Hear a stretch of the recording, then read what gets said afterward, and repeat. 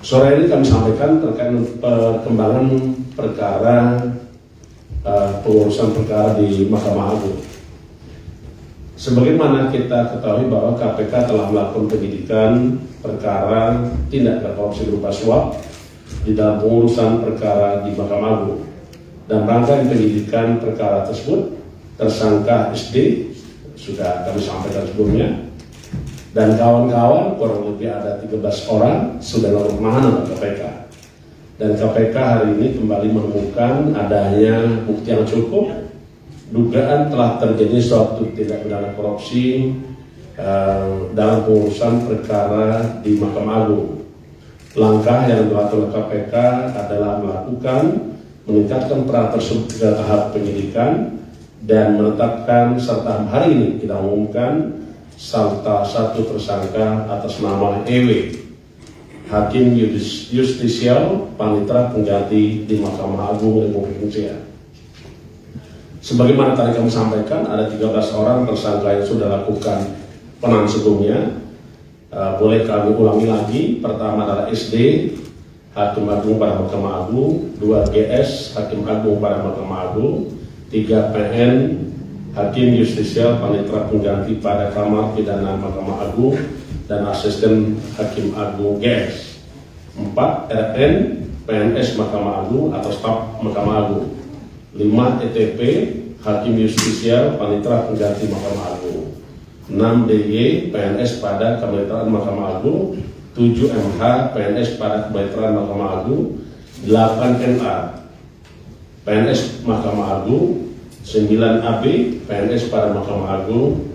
10 YP, pengacara. 11 ES, pengacara. 12 HT, swasta debitur korporasi simpan pinjam ED. 13 EDKS, swasta debitur koperasi simpan pinjam ED. Seluruhnya sudah dilakukan penahanan sebelumnya.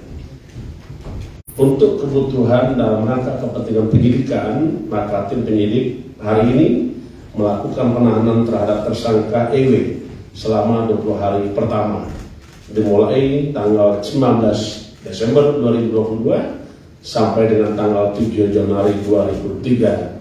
Dilakukan penahanan di Rumah Tahanan Negara KPK pada Gedung Merah Putih. Adapun konstruksi perkara kami jelaskan dan kami ulangi lagi. Pertama adalah diawali adanya gugatan PKPU ke Pengadilan Negeri Makassar yang diajukan oleh PT MHJ sebagai pihak pemohon dengan Yayasan Rumah Sakit SKM sebagai termohon. Selama proses persidangan sampai dengan agenda pembacaan putusan, Majelis Hakim kemudian memutuskan bahwa Yayasan Rumah Sakit SKM dinyatakan valid dengan segala akibat hukumnya. Selanjutnya atas putusan tersebut, pihak Yayasan Rumah Sakit SKM mengajukan upaya hukum kasasi ke MA, yang salah satu isi permohonannya agar putusan di tingkat pertama ditolak dan memutus Yayasan Rumah Sakit SKM tidak dinyatakan valid. Sekitar Agustus 2022, agar proses kasasi dapat dikabulkan, diduga perwakilan dari Yayasan Rumah Sakit SKM, yaitu WH selaku ketua yayasan, melakukan pendekatan dan komunikasi intens dengan meminta MH, AB, dan PNS pada MA untuk membantu dan memonitor serta mengawal proses kasasi tersebut yang diduga disertai adanya kesepakatan pemberian sejumlah uang. Sebagai tanda jadi kesepakatan, diduga ada pemberian sejumlah uang secara bertahap hingga mencapai lebih kurang 3,7 miliar kepada EW yang menjabat Hakim Justisial sekaligus Panitera Pengganti Mahkamah pada Mahkamah Agung RI yang diterima melalui MH dan AB sebagai perwakilan sekaligus orang kepercayaannya. Untuk serah terima uang diduga dilakukan selama proses kasasi yang berlangsung di Mahkamah Agung Republik Indonesia. Adapun pemberian sejumlah uang tersebut diduga untuk mempengaruhi isi putusan. Dan setelah uang diberikan, maka putusan kasasi yang diinginkan dari WH dikabulkan dan isi putusan menyatakan Rumah Sakit SKM tidak dinyatakan valid. Keenam, para tersangka disangkakan melanggar.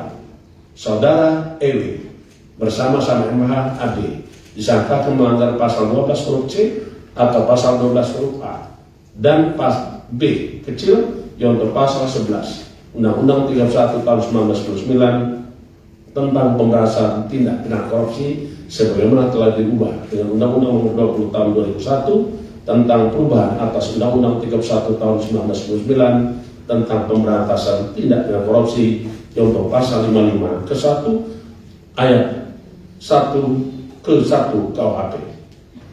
KPK berkomitmen untuk menyelesaikan setiap perkara yang ditangani oleh KPK, termasuk terkait dengan perkembangan perkara yang ditangani oleh KPK.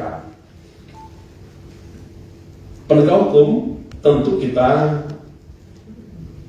bersepakat setiap perkara harus kita tuntaskan secara efektif, efisien, dan merangka mewujudkan tujuan penegak hukum, kepastian hukum, keadilan, dan menimbulkan kemanfaatan.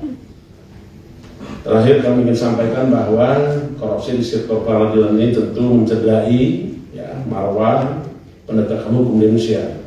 Karena itu KPK tidak akan pernah berhenti hanya pada upaya-upaya penindakan saja. KPK terus melakukan upaya-upaya pencegahan melalui pengkajian dan pendidikan masyarakat supaya tidak terjadi tindak pidana korupsi. Saya kira demikian ingin kami sampaikan. Terima kasih. Kita sungguh berharap bahwa kita sama-sama memiliki mimpi